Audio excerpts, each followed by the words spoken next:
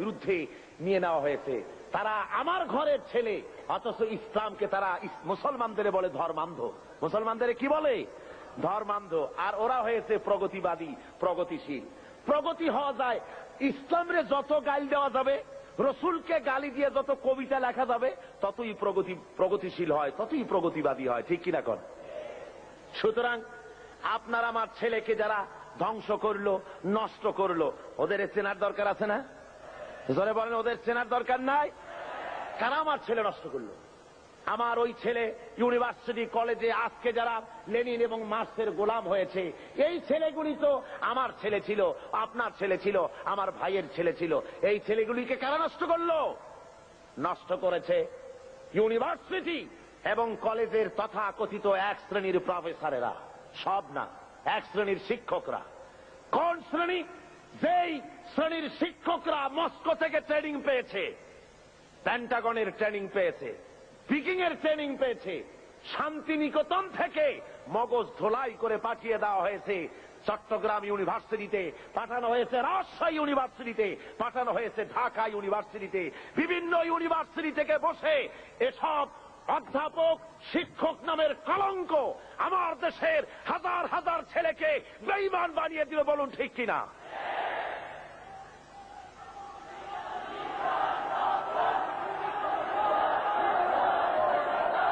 ভাইয়েরা আমার, আজকে আমাদেরকে বুঝতে হবে, ওই ইউনিভার্সিটিগুলিতে যদি কোরআনে কারীম পড়ানো হতো, যদি রাসূলের হাদিস পড়ানো হতো, রাসূলের অর্থনীতি যদি পড়ানো হতো, ছেলেগুলি খারাপ হতো না, সব মুহাম্মদ সাল্লাল্লাহু আলাইহি ওয়াসাল্লামের অনুসারী হয়ে যেত। ঠিক কিনা বলেন? আল্লাহ রাব্বুল আলামিন কোরআনে কারীমের মধ্যে অর্থনীতি দিয়ে ভরপুর করে দিয়েছেন। সমস্ত কথা বলেছেন, শ্রমিকের ব্যাপারে কথা বলেছেন, কৃষকদের ব্যাপারে কথা বলেছেন। পুঁজিবাদকে ইসলাম আশ্রয় দেয়নি, বরং অর্থনৈতিক একটি সামাজিক সুবিচার, একটি সুষম বন্টন নীতির কথা আল্লাহ রাব্বুল আলামিন বলেছেন। এই পৃথিবীর সমস্ত সম্পদের আসল মালিক কে? জোরে বলুন কে? লিল্লাহি মা ফিস সামাওয়াতি ওয়া মা ফিল আরদ। পড়েন সবাই আমার সাথে, লিল্লাহি মা ফিস সামাওয়াতি ওয়া মা ফিল আরদ। আসমান আর জমিনের সবকিছুর একচ্ছত্র মালিকানা হলো আল্লাহর। কিন্তু আল্লাহ রাব্বুল আলামিন ওই মালিক আল্লাহর সম্পদ থেকে কাউকে কাউকে এর মালিক, এর কিছু সময়ের জন্য রক্ষক বানায় দেন, কিছু সময়ের জন্য আমানতদার বানায় দেন। যার কাছে যতটুকু জমি আছে, টাকা আছে, সম্পদ আছে, এগুলি তার কাছে আমানত মাত্র। আল্লাহ কোরআনে কারীমের মধ্যে বলেন, ওয়ানফিকু মিম্মা জাআলাকুম মুস্তাখলাফিনা ফি। আল্লাহ যে সব ধন সম্পদ তোমাদেরকে দান করেছেন, এর প্রতিনিধি বানায়ছেন, তোমরা তার থেকে আল্লাহর রাস্তায় খরচ করো। এর দ্বারা বোঝানো হচ্ছে ধন সম্পদের আসল মালিক আল্লাহ, তোমার কাছে কিছুদিনের জন্য আমানত রাখা হয়েছে। আর ওই ধনীদেরকে বলা হয়েছে, ওয়াল্লাযীনা ফি আমওয়ালিহিম হাক্কুম মা'লুমুল লিস-সাইলি ওয়াল মাহরুম। ধনীদের সম্পদের মধ্যে গরিবদের অধিকার আছে। আল্লাহ রাব্বুল আলামিন বলছেন ধনীদেরকে যে গরিবরা তোমার করুণার পাত্র নয়, বরং তোমাদের সম্পদে আছে তাদের অধিকার, সে অধিকার তোমরা আদায় করে দাও। এবারে আল্লাহ রাব্বুল আলামিন এভাবে করে কোরআনের মধ্যে বারবার এই কথা বলেছেন, ওয়ানফিকু মিম্মা রাযাকনাকুম, আমি তোমাদেরকে যে রিজিক দান করেছি তার থেকে তোমরা খরচ করো গরিব জনসাধারণের জন্য। প্রশ্ন উঠলো, হে রাসূল কি খরচ করব? আল্লাহ জবাবটা শিখিয়ে দিলেন, ওয়ায়াসআলুনাকা মাযা ইউনফিকুনা কুলিল আফওয়া। আল্লাহ রাব্বুল আলামিন বলেন, নবী হে, আপনাকে প্রশ্ন করা হয় কি খরচ করব, আপনি বলে দেন প্রয়োজনের অতিরিক্ত জিনিস আল্লাহর রাস্তায় খরচ করে দাও, যেটা তোমার কাজে লাগছে না, তোমার ব্যক্তিগত এবং তোমার পরিবারের জন্য রেখে বাকি জিনিসটা তুমি আল্লাহর রাস্তায় মানুষের জন্য, গরিবদের জন্য খরচ করে দাও। তিরমিজি শরীফের হাদিসের মধ্যে এসেছে, আল্লাহ রাসূল বলেছেন, মানুষের প্রত্যেকটি আদম সন্তানের খাওয়া পড়া, শিক্ষা, চিকিৎসা, বাসস্থান, এই জিনিসগুলির গ্যারান্টি আল্লাহ রাব্বুল আলামিন দিয়ে থাকেন, ইসলামী সরকার দিয়ে থাকে। ইসলাম অর্থনৈতিক নিরাপত্তার জন্য যেসব ব্যবস্থা গ্রহণ করেছে, তার সবচাইতে বড় কথা হলো সমাজের কর্মক্ষম ব্যক্তি যারা কাজ করতে পারে না তাদের রুজির জন্য তারা পরিশ্রম করবে, যারা কাজ করতে পারে তারা পরিশ্রম করবে। এটা হলো ইসলামের কথা। কোরআনে কারীমের মধ্যে সূরা জুমায় একথা বলা হয়েছে, ফাইযা কুদিয়াতিস সালাতু ফান্তাশিরু ফিল আরদ ওয়াবতাগু মিন ফাদলিল্লাহ ওয়াযকুরুল্লাহা কাসীরান লাআল্লাকুম তুফলিহুন।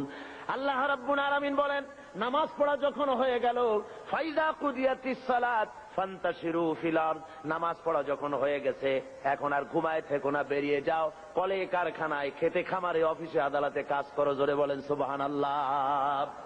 ইসলাম কাজের ট্রেনিং দেয়, বসে থেকো না, নামাজ পড়া হয়েছে, বেরিয়ে যাও। হাদিস শরীফে এসেছে, ইযা সাল্লাইতুমুল ফাজরা ফালা তানুমু আন তালবি আরযাকিকুম, যখন ফজরের নামাজ পড়া হয়ে গেল ঘুমায়ও না, ফালা তানুমু, ঘুমায়ও না, বেরিয়ে যাও, কল কারখানা, খেতে খামারে, অফিসে আদালতে উৎপাদন বাড়াও, কাজ করো, নিজের জন্য পরিশ্রম করো, অন্যের জন্য পরিশ্রম করো। হুজুর বলেছেন, সেই ব্যক্তির মতো হতভাগ্য আর কেউ নাই যে নিজের জন্য পরিশ্রম করে না, অন্যের জন্য পরিশ্রম করে না, তার মতো হতভাগ্য আর কেউ হতে পারে না। ইসলাম কাজের কথা এভাবে বলেছেন। আর বলেছেন কি, এই কাজটা যখন করবে তখন কিন্তু আমাকে ভুলে যেও না, আমার কথা মনে রেখো। যখন তুমি কাজে বেরোবে, আমার ফাইযা কুদিয়াতিস সালাত ফান্তাশিরু ফিল আরদ ওয়াবতাগু মিন ফাদলিল্লাহ ওয়াযকুরুল্লাহা কাসীরান লাআল্লাকুম তুফলিহুন, যখন তোমরা রুজি তালাশের জন্য বেরোবে তখন আমার জিকির বেশি বেশি করে করবে। কার জিকির? আল্লাহর জিকির। তার মানে এটা নয় যে অফিসে বসে আল্লাহু আল্লাহু করবেন, তারপরে জমিনে গিয়ে আল্লাহু আল্লাহু করবেন মুখে মুখে শুধু, তা না। জিকির মানে স্মরণ। জিকির মানে কি? এর মানে হলো আপনি যখন অফিসে বসবেন, আল্লাহ বলেন এটা তোমার রুজি কামাইয়ের জায়গা, অফিসে বসে যতক্ষণ থাকবে তখন আমাকে স্মরণ করবে। আমি যদি তোমার স্মরণে থাকি তাহলে বাম হাতের ইনকাম করা সম্ভব হবে না। কথা বোঝেন? বাম হাতের ইনকাম এটা আছে নাকি? চিটাগঙ্গে নাই বোধহয়, আছে। ঘুষের টাকা, অবশ্য বাংলাদেশে ঘুষ নাই। বাংলাদেশে ঘুষের প্রচলন আছে নাকি? না না, বাংলাদেশে ঘুষ গেছে বকশিস হইয়া। কয় যে আমার বকশিস দিছে।